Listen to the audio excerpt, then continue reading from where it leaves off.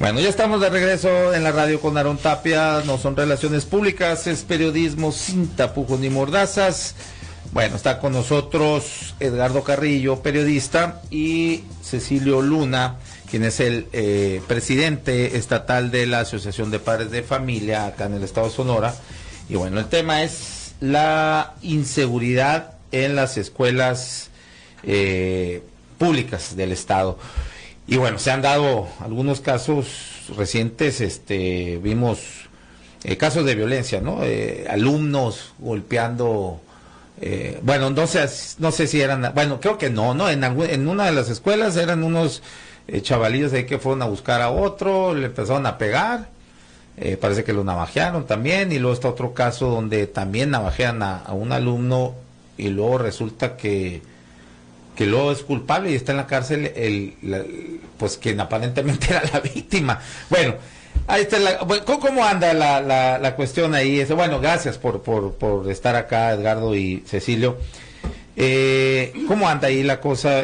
Hoy empezaron también esta semana, ¿no? Los operativos también para la revisión, los operativos de la revisión de las mochilas. Ahora se van a hacer cargo los padres de familia de las revisiones. ¿Cómo está? A ver, ¿cómo se va a implementar eso, Cecilio? Primero que nada, pues muy buenas tardes, gracias por el espacio, Aarón. Sí, mira, como bien lo mencionas y como lo comentamos en uno de los programas que tuvimos aquí la oportunidad de que nos hayas invitado. Sí, mira, nosotros nos dimos a la tarea como Asociación Estatal de Padres de Familia de buscar los mecanismos legales para que sí se pueda brindar el operativo Mochila. Aquí en Sonora desafortunadamente hemos tenido capítulos en el 99, por ahí en el 2004. No estamos ajenos a una situación como la que se presentó por allá en Ramos Arizpe, Coahuila, o lo que sucedió en Torreón. No, ya lo tuvimos aquí. Entonces, por eso es de que el estado de Sonora en ese sentido siempre ha sido pionero y siempre ha buscado cómo brindarle seguridad a nuestros hijos y a nuestras hijas en las escuelas, principalmente en secundaria y en preparatoria, que es donde se presentan ese tipo de actitudes y de hechos lamentables, ¿no? Mira, tomando como referencia lo que antes era el mochila segura, que fue una cuestión anticonstitucional. ¿Por qué? Porque obviamente las autoridades eran quienes efectuaban revisiones sin consentimiento previo ni de nuestros hijos, mucho menos de nuestros padres de familia, ¿no? ¿Qué es lo que hicimos aquí en Sonora?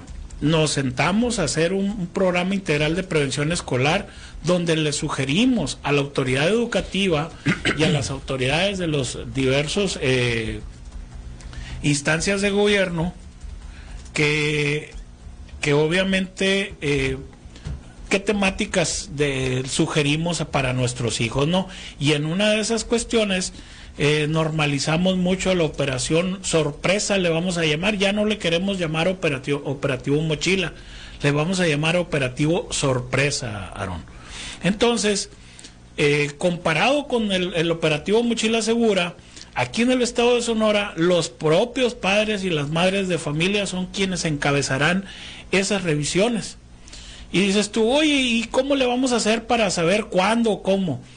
Al interior de las escuelas existen unos protocolos de actuación que los propios directores y los propios maestros le avisarán a las mesas directivas o a las asociaciones de padres de cada uno de los planteles. Ellos a su vez harán la solicitud ya sea a la red municipal contra la violencia escolar o a la red estatal. A través de dicha red nosotros apoyaremos para coordinar y que las instancias, tanto educativas como de seguridad, como de salud, y dicen, ¿por qué las de salud? Porque muchas veces en un caso de alguna preparatoria, por mencionarte, puede ser que un jovencito traiga una porción de marihuana. Entonces, pues el asunto no nomás es detectar la marihuana, el asunto es de que el protocolo marca que le hablamos al padre de familia, el padre de familia es quien dice, oiga señor, le sugerimos que tiene que ser un examen toxicológico para el jovencito para saber si la consume o le estaba cuidando la porción a un compañerito. Perfecto, el padre de familia de manera inmediata accede a eso, se asienta eso de manera legal en la escuela. ¿Por qué? Porque ya intervienen otras autoridades. A la par interviene la Procuraduría de Derechos de Niñas, Niños y Adolescentes para sentar ese caso. Si hay una cuestión de algún agravante que se tenga que tomar, pues incluye la propia Fiscalía especializada en adolescentes y menores infractores, ¿no? Entonces, es un equipo bastante grande que no nomás es decir, ya lo detectamos y ay, qué bueno, y le vamos a sobar la espalda. No. Viene un proceso, tratamiento, buscar de dónde vino eso. Y esa parte es lo bonito de esto, porque no nomás queda ahí, pues, y ya el seguimiento que se tenga, si de ser necesario hay que llevarlo a desintoxicación, pues vamos a llevarlo. El asunto de esto es detectar y ayudarle para un tratamiento y en este caso alguna corrección, ¿no? Eso es lo importante. Están buscando solamente lo que sea referente, bueno, previniendo más bien, que sea referente en cuanto a drogas, armas blancas.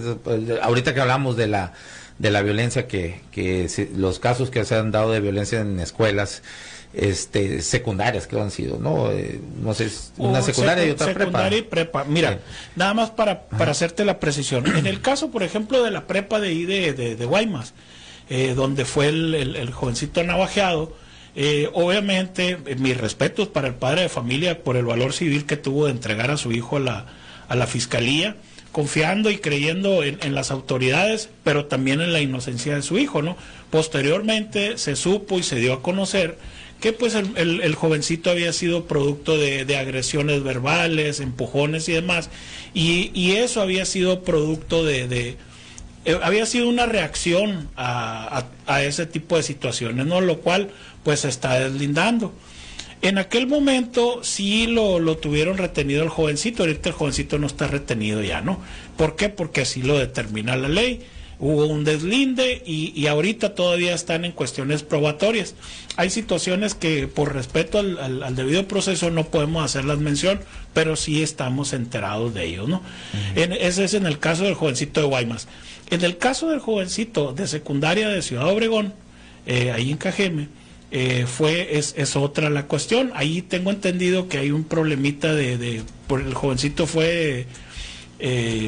estuvo inconsciente y creo que hay un problemita ahí con la visión. Ojalá y Dios mediante pues no pase a mayores, pero tengo entendido que sí hay problemitas ahí en ese caso, no fue navajeado nada, ¿no?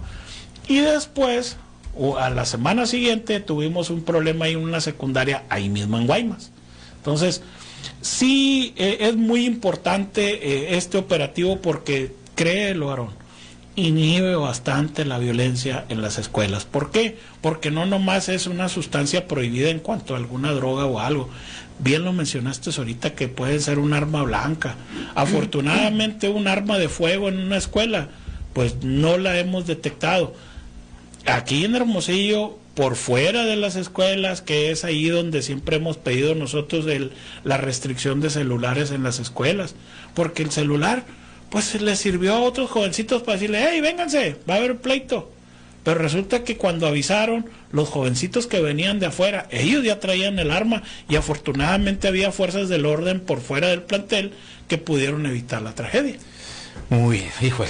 Edgardo Carrillo, tú le has dado seguimiento, ¿no?, al caso del joven, sí, que fue navajeado y luego presentado por el padre ante el Ministerio Público o a la Fiscalía porque escuchaba al padre en una entrevista, él tenía plena seguridad de que su hijo era inocente, entonces va y lo presenta para que después no vaya a haber cargo, no sé, de que no bien, o él tener el cargo de encubrimiento. Y resulta que se queda ahí, ¿no? Lo de encubrimiento, no sé si el papá lo pensó o no. Eso es algo que yo planteo. A lo mejor, si el señor estaba pensando que podían acusarlo de encubrimiento por ayudar a ocultar al hijo, pues estaba equivocado. ¿Por qué? Porque la ley exime de culpa a los parientes en ciertos grados, obviamente padres e hijos están incluidos, de la sanción que implica el encubrimiento en dos casos: una, ocultar, y dos, negarse a colaborar con las autoridades investigadoras. Ahí el familiar está totalmente exento de sanción de culpa, ¿ok? Entonces lo que yo planteaba era, o es, si el papá llegó a pensar, lo voy a entregar porque no vaya a ser que nos acusen de encubrimiento, pues estaba equivocado. Y la otra era, si pensó que las autoridades iban a ser, ¿cómo se llama?, benévolas, o que iba a haber una cierta consideración por la disposición que él tenía al entregar a su hijo, pues se equivocó 2 veces, ¿no? Y la prueba ahí está. Pero ¿cuáles son los cargos que le fincan al...? Hoy en la mañana precisamente, y lo comentaba ahí con un video en Twitter, o X o como se llame ahora, decía, ¿cómo se llama la directora del ITAMA? Diana Platt. Ok. Le preguntaba a Juan Carlos Zúñiga, ¿por qué está detenido el joven y los otros no? Entonces ella dice, porque traía una orden de aprehensión anterior, por algún otro asunto. No es cierto. A la información que yo tengo, a lo mejor estoy equivocado o está mal la información, no hay un antecedente de algún delito del muchacho Lo que pasa, y esto lo explicó la Fiscalía, es ¿por qué a los otros muchachos no? Porque se consideró el juez que las lesiones que infligieron no son graves, ¿sí? O sea, puede que tarden 15 días en sanar, pero no ponen en riesgo la vida. Las que el muchacho le causó a otro, sí las consideraron graves. ¿Por qué? Porque tardan más de 15 días, porque ponen en riesgo la vida y porque dejan cicatrices. El Código Penal establece que son graves, el Código de Procedimientos Penales, que son graves las lesiones bajo ciertas consideraciones, incluida esa. Si te dejan cicatrices, si te afectan un órgano, ya sea la visión, el oído, lo que tú quieras, se consideran graves. Entonces, esa era la diferencia que se hizo y por qué a él lo detuvieron. Ahora, pero él a quien previamente había afectado. No sé si previamente o después o no, durante la pelea, o cómo fue que lesionó al otro muchacho. Okay. Pero te digo, eso es lo que la Fiscalía explicó, y preguntaría yo, si estoy equivocado y si está mal esa información de que no tiene un antecedente, o sea, que no lo detuvieron porque ya había una orden de aprehensión por otro asunto. Bueno, pues necesitaríamos saber cuál era el asunto ese, ¿sí? ¿Por qué lo detuvieron? ¿Cuál era la orden de aprehensión anterior? Pues nadie ha explicado nada sobre eso. Yo creo que ahí hubo una equivocación, porque la Fiscalía, cuando lo explica en un video que también publican ahí en redes sociales, dice, se cumplimenta o se hace, pues, la orden de aprehensión que ya tenía, ¿sí? O sea, sí, ya la tenía, porque mientras estuvo en el hospital recuperándose de las lesiones que tuvo, que creo que fue en la cabeza y cosas así, pues se giró una orden de aprehensión y no se le aplicó hasta saliendo, una vez que se recuperó del hospital, ¿no? Esa es la información en cuanto a, te digo, lo del muchacho. Si quieres lo de la mochila segura, que me gusta el nombre de mochila segura, lo de... ¿Cómo se va a llamar ahora? ¿Sorpresa? Lo que pasa es de que ese nombre no puede utilizarse porque fue invalidado por la Suprema Corte. Ahí va. Esto, yo nunca vi, y no es que me quiera poner en contra de todo, pero lo hago. Yo nunca vi que la Corte declarara la inconstitucionalidad de la revisión. Si se refieren a un amparo que creo que fue del 2020, ¿no? De 3 muchachos de otro estado que se ampararon, creo que eran 2 muchachas, 2 niñas y... Fueron más de 5 amparos, porque se sentó la jurisprudencia. Para allá voy. Yo veo el amparo de los 3 que estoy refiriendo.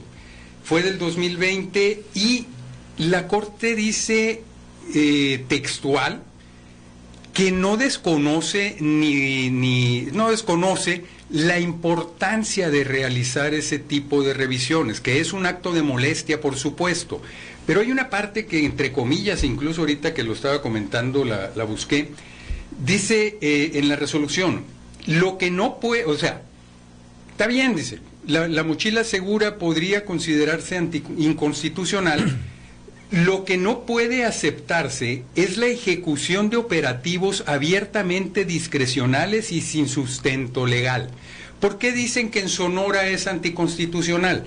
Porque la ley, ¿cómo se llama?, de seguridad escolar, establece, creo que en el artículo 32, que está permitida la revisión de pertenencias de los alumnos, ¿sí? Sin embargo, no dice las reglas para la revisión de eso, ni hay unos lineamientos, protocolos o reglamento sobre ese artículo que nos diga cómo va a funcionar la revisión, ¿ok? Entonces, lo que la Corte dijo y sentó jurisprudencia es: reconozco la importancia de esas revisiones, pero no acepto que sean discrecionales y sin sustento, ¿ok? Entonces, en Sonora pues no había un sustento, por eso dicen es inconstitucional. Sin embargo, eso no quita la importancia de las revisiones y cómo se podrían prever cosas. Por ejemplo, en la pelea esta en Guaymas, que sale en Navaja, ¿no? Pues a lo mejor si hubieran revisado las mochilas, a lo mejor no se hubiera animado a llevarla. ¿Por qué la llevan? Porque saben que nos van a revisar. Pero bueno, ahora en la mañana no alcancé a ver la sesión de la Comisión de Seguridad en el Congreso, pero iban a ver lo de la ley, ¿no? Las reformas a la ley de seguridad escolar. Entre ellas, un agregado, una adición de un segundo párrafo al artículo C32, de tal forma que el artículo sigue diciendo pues que se permiten las revisiones, y en el segundo párrafo que agregaron, espero yo que lo hayan aprobado, es la Secretaría de Educación y Cultura y las instancias que conforman ¿cómo se llama? Comisión de Seguridad Escolar, van a ser las encargadas de hacer los lineamientos o protocolos para la revisión, ¿ok? Entonces, ya con ese segundo párrafo, pues no va a haber pretexto para no realizar las revisiones, se llamen sorpresas o mochilas.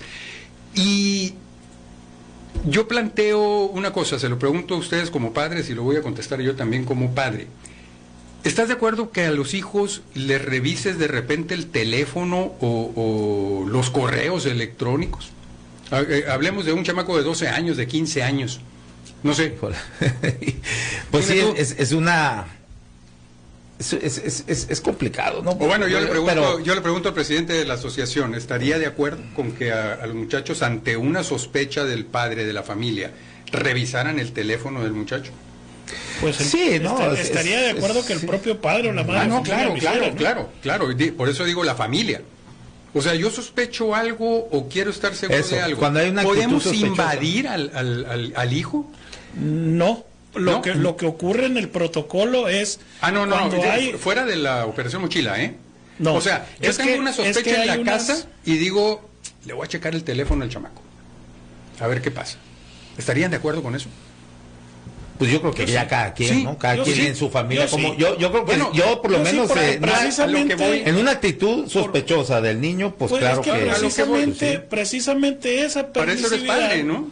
Así es. Esa permisividad es la que ha hecho que la sociedad esté con tan carente de valores en la actualidad. Entonces... y tanta falta de... Mire, ustedes me han escuchado... Cada vez que tengo oportunidad, ¿qué es lo que le exhorto al padre o la madre de familia? Supervisión. O sea, no hay de otra.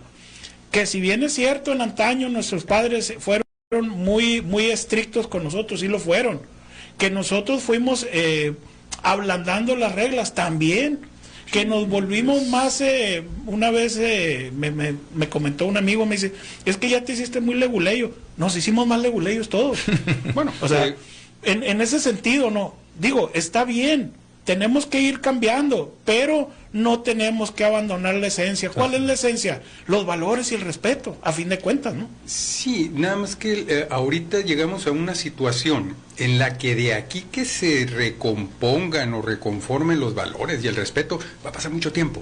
A lo mejor hay que tomar otras medidas para detener el crecimiento que va. Volviendo a lo de la revisión, ¿por qué lo planteaba? ¿Por qué revisar un teléfono o un correo electrónico? Pues no tengan miedo, la ley lo permite. El Código Penal también, y voy a decir que soy leguleyo, pero lo estuve revisando, el 153 dice, no cometen delito los padres que abran o intercepten las comunicaciones escritas a sus hijos menores de edad, o los tutores bajo las personas que estén bajo su dependencia, y ahí te va, no lo vayas a hacer, Aarón. Y los cónyuges entre sí, tampoco. ¿Sí? Tampoco que Tampoco cometen delitos si tú revisas el teléfono o el correo de tu sí, esposa, muy... pero quedémonos con los hijos nada más, ¿no? Entonces, si eso está permitido por la ley, ¿por qué tenerle miedo a la revisión de las mochilas? Yo creo que es necesario. No, sí, llegamos a un punto en el que no hay de otra más que volver a ser estrictos y reconsiderar todos esos derechos humanos y de los niños y de todo esto, que sí son necesarios, mientras no se desconfiguren y descompongan, ¿no? el núcleo social.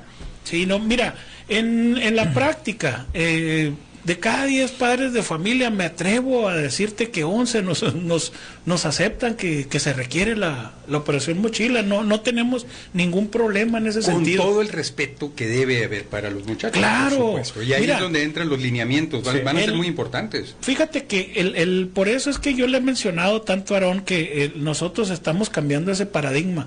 ¿Por qué? Porque desde nosotros, desde los padres, las madres de familia, estamos proponiendo cómo hacerlo. Y entendemos muchas veces porque la propia autoridad y en un momento, fíjate, cuando me acerqué al señor gobernador para proponerle esto, lo entendí en un primer momento la incertidumbre que tenía. ¿Por qué? Porque nadie quiere meterse en su sano juicio, quiere meterse en problemas legales. Hasta que ya nos sentamos, lo platicamos, le agradó, y más le agradó que nosotros desde la sociedad lo estemos proponiendo. Y más dice, oye, me dice, esto es una cuestión cívica, la cual yo respeto, me dice, y me agrada, y la voy a apoyar. Por eso es de que los secretarios de Estado, por instrucción de él, y la mayoría ya lo hicieron por voluntad propia, están apoyándonos en esto, ¿no? Ahora, esa es una parte, ¿no? Es una sola parte de la seguridad, de la revisión de las mochilas, que no evita en su totalidad el que puedan ingresar armas blancas, droga, porque pues están por los cercos, por donde sea, por un montón de partes que puedan, y luego incluso está al salir, al terminar las clases o ahí en los linderos ahí de la escuela, está ese otro problema, ¿no? Entonces, de manera integral, ¿qué se pudiera hacer? Porque es grave, ¿no? Va increciendo, ¿no? La inseguridad y la violencia en las escuelas, por lo menos públicas, pues, ¿no? Okay. El Estado. No, y las privadas pues, también. sí, pero digo, ahorita lo que nos ocupa, bueno, sí, te voy a hacer un comentario, ¿no? Y no debo de hacerlo, pero lo voy a hacer. Tanto miedo y temor existe en las públicas con las privadas. Sí, de hecho, cuando les hablas a las gentes de escuelas privadas, son los que más rápido te responden, para este sentido. Mira, bien lo mencionas. En la cuestión ahorita que decías eso de la cuestión del operativo, aparte de ser sorpresivo, ya se llega, se cuenta con personas para estar pendientes de los edificios, se agarra a los muchachos, se encapsula en los salones. O sea, es todo un operativo bien hecho, bien diseñado, de manera que si vemos que voló algo, ya hay alguien adentro viendo y afuera también. Y ya nomás se recoge, porque sí ha pasado, se recoge y ya de adentro ya dijeron, aquel fue el que lo arrojó. Aquel fue el que se acercó a la ventana y a ver, venga para acá. Obviamente no se hace nada enfrente, se lleva a la dirección, se platica con él, se le empieza a cuestionar, y en eso de que, como decimos coloquialmente, son peras en manzanas, en ese momento ya se procede a hablarle al padre o la madre de familia y ya. Ahora, ¿tienen algún tipo de protección? Los protocolos estos prevén algún problema que puedan sufrir los padres de familias que están llevando a cabo el operativo? Digo, dado caso que ya hay narcomenudeo, pues, ¿no? Esto es bien sabido. Algo que vayan a tener un problema con el crimen organizado, no está previsto eso. Están las autoridades del orden ahí cercanas, nos asisten. O sea, están por fuera. Sí, por fuera y por dentro. Bueno, ese es en el operativo, pero después de eso, digo, la amenaza puede venir o el no, mira, atentado o Quizá lo que planteas es no está quitándose la responsabilidad de las autoridades, las de educación y el gobierno del estado y quien sea, de dejárselo a los padres, y fíjate que es buen punto ese. Es que no está mal que lo hagan los padres, pero si van a soltar en su totalidad, el 100%, la responsabilidad de las autoridades, pues está cabrón, ¿no? No, o simplemente el que tú molestes a un grupo criminal, porque ellos tienen negocio ahí en la escuela, y que digan, no, pues es que son los papás los que están muele y muele con que tienen que estarse haciendo las revisiones, pues van a irse sobre los papás. Diferente a cuando decías, pues es que es la policía o es la fiscalía o la que está muele y muele con hacer las revisiones.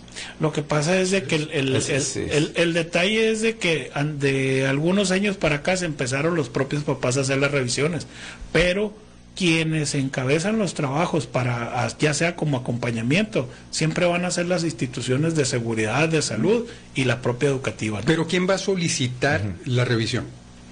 Mire, no es de decir, yo como papá voy a ir a solicitarla, no. Al interior del plantel hay una serie de actividades, de actos de prevención, que son los que marcarán para hacer la solicitud. O sea, si yo llego mañana a cualquier secundaria y les digo, hey, necesito que la semana que entra hagan un operativo mochila. No, señor. Me dicen, mire, tenemos este cuadro, están estos rasgos y estas características, aquí no es necesario. O sea, la que lo va a pedir es la escuela. Sí y no. O sea, a final de cuentas el padre, por la patria potestad y las funciones que tiene, son los que la solicitan, pero lo aprueban los papás, pero ¿cómo le diré? El marco normativo de la escuela es el que indica si es necesario o no, pues. ¿Cómo le explico que si algún maestro detecta que un jovencito anda sospechoso un día, 2 días, 3 días, o si lo ve con ciertas características, pues entonces quiere decir que algo está mal? ¿Pero lo van a solicitar los papás? A fin de cuentas, ¿Lo van a solicitar las asociaciones de padres? Es correcto. Y lo va a autorizar la escuela. Sí. O sea, sí lo solicitan los papás, las mamás. Muy bien, bueno, desgraciadamente se nos acabó el tiempo, entonces ibas a otro, bueno, ya nomás leo que hubo comentarios aquí, pero híjole, me va a ser imposible leerlos todos al aire. Dice Estela Mare, es un operativo de prevención. Felicidades por retomar este programa. A veces los padres no nos damos cuenta de qué llevan o les dan en las escuelas a nuestros hijos. Lo dicen. Claro que todos los padres debemos de preocuparnos por los menores. Ven, y es importante que sepan que están supervisados. Dice, bueno, muchas gracias Cecilio Luna, Edgar Carrillo, Edgardo, Edgar, también te dicen Edgar, ¿no? No, pero no tanto. me puede decir como sea. Órale, pues. Bueno, gracias a todos ustedes por la sintonía, nos escuchamos y nos vemos mañana a las 2 de la tarde acá en Sub 95.5 FM, la radio alternativa del desierto. Gracias.